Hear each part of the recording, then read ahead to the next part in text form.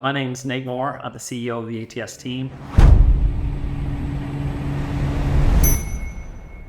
We were super excited to work with MrBeast. Go! 3, 2, 1, go! Go!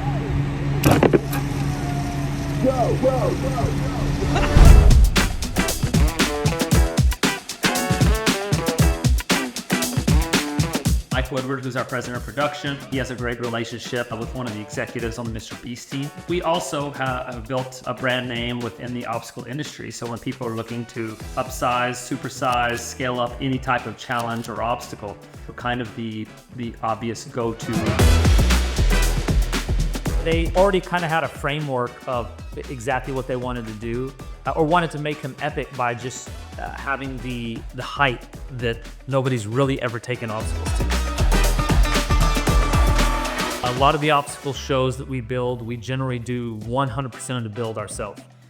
This time, since MrBeast has his own in-house fabrication team, it was really working collaboratively with that team. So it was a pretty fast and furious build. We didn't have a lot of excess time built into it. And because of the nature that they do these videos, the creative process is happening up until the video is made.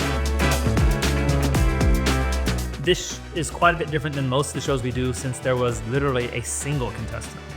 Generally, we have a bunch of contestants to watch over.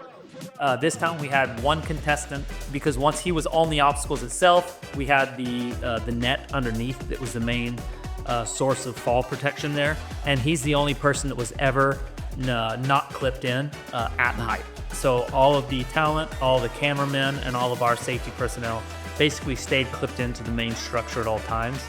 We just had personnel stationed anywhere where there was a camera person or a talent that we'd just be, hiding behind truss, and we'd be in charge of clipping them in and unclipping them. On set, it was a frenzy of activity, like any set is. Feels exactly like you would think a group of buddies that have been friends since high school, or just doing a fun job together, goofing off, and there's as much banter behind the camera as there is on camera.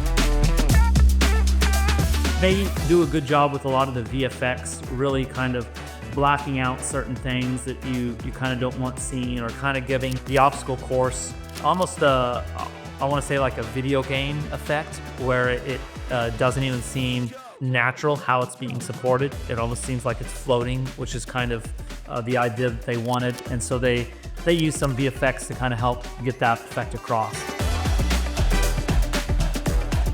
The budget doesn't necessarily dictate what they're going to do. That budget they can throw out the window completely if they decide to do something else.